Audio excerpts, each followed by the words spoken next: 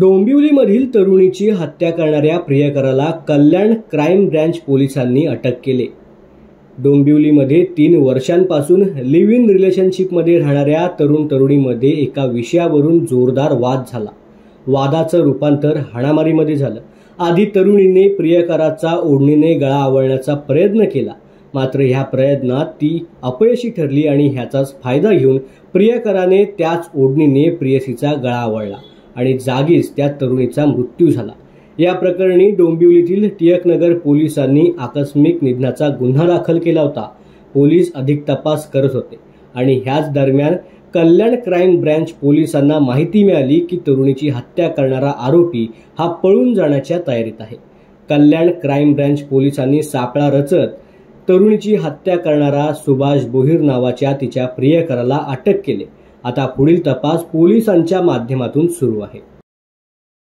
Tilaknagar police station मध्ये गुन्हा register number 313/2025 भारतीय न्याय संहिता कलम 103 अंतर्गत महिलेच्या खुनाचा गुन्हा काल दाखल झालेला होता।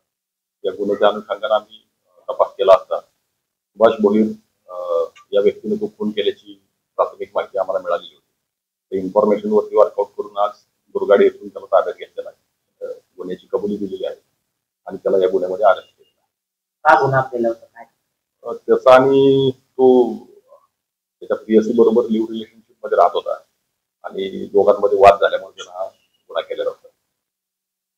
तर याची काय पार्श्वभूमी आहे का, काही आरोपी आहे आणि आपण किती तासात त्याला पकडले? आम्ही गुन्हा दाखल झाल्यापासून साधारणपणे 20 तासाच्या आसपास त्याला पकडलेला आहे आणि त्याची काही गुन्हेगारी पार्श्वभूमी आहे किंवा काही याबाबत अजून तपास चालू आहे। तर महिलेचा जो झालाय कशी माहिती कशी मिळाली आणि कशा प्रकारे काय मारण्यात आलं?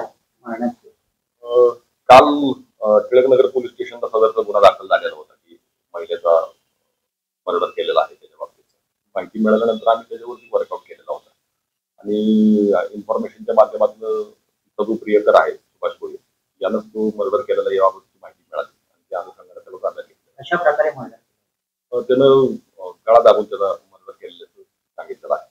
कारण काय? अंतर्गत वाद होता दोघांचा।